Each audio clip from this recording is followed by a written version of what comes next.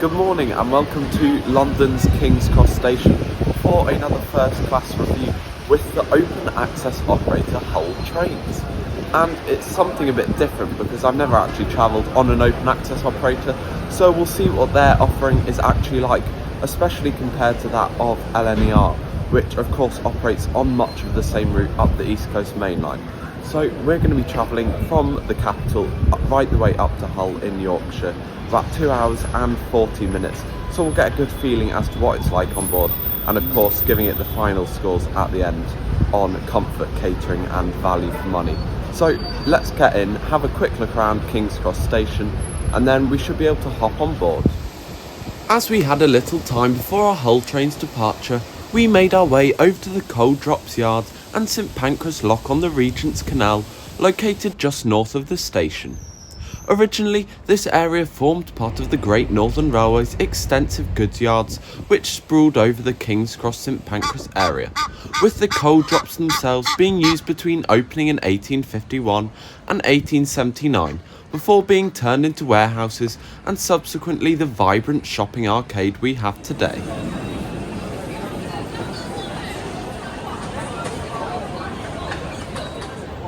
After making our way back to King's Cross, it was time to head over to Platform 1 and wait to board our 11:48 Hull train service up to Hull.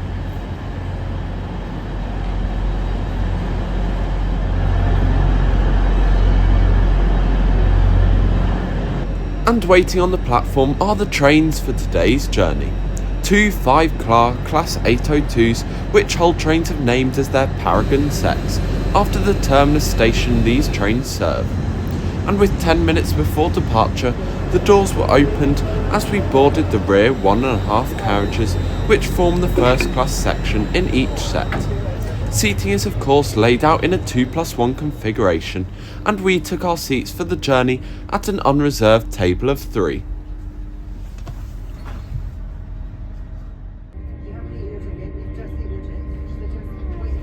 So with our slightly delayed departure from King's Cross, let's have a closer look at Hull Trains' services and route as an open access operator. Hull Trains currently operates 7 weekday journeys each way between London and Hull, of which 2 are extended to Beverley in the early morning and late evening. Today we'd be travelling on the 11:48 service with intermediate stops at Grantham, Retford, Doncaster, Selby, Howden and Brough, before scheduled arrival into Hull at 14:25.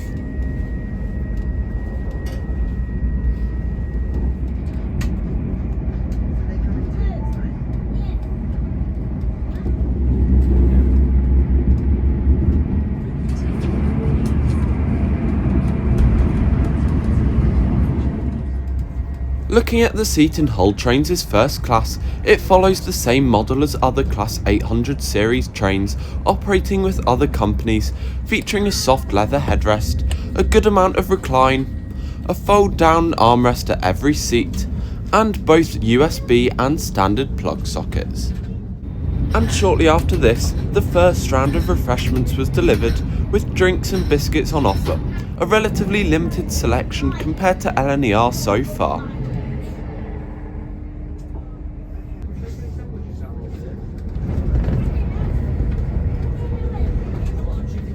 A short while later, sandwiches and crisps were delivered, and despite the proper plate, it proved to be a pretty average offering compared to some other first classes we've tried out.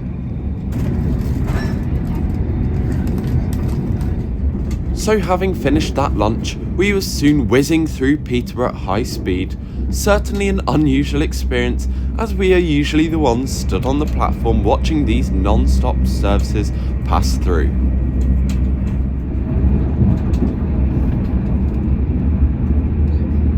At this point the seats were still holding up well as we continued speeding north through the Lincolnshire countryside towards our first stop at the market town of Grantham.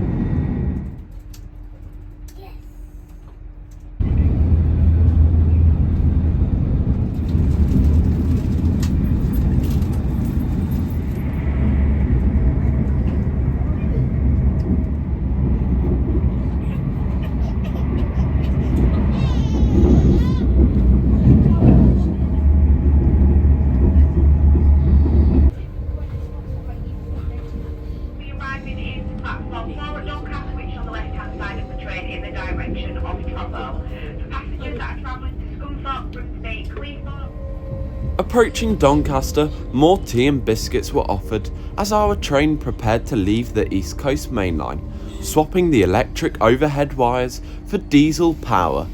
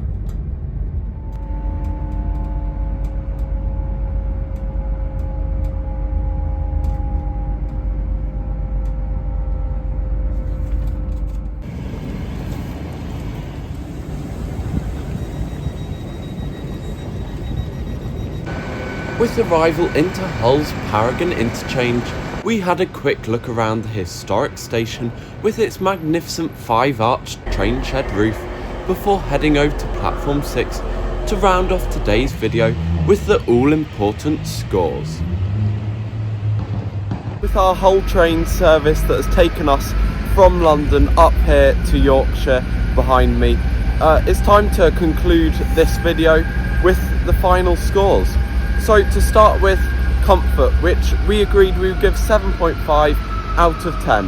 The seats were really comfortable, it was a bit worn and it was a bit busy and loud, but other than that, after Retford it quietened down and it turned out to be a really comfortable and nice, peaceful journey.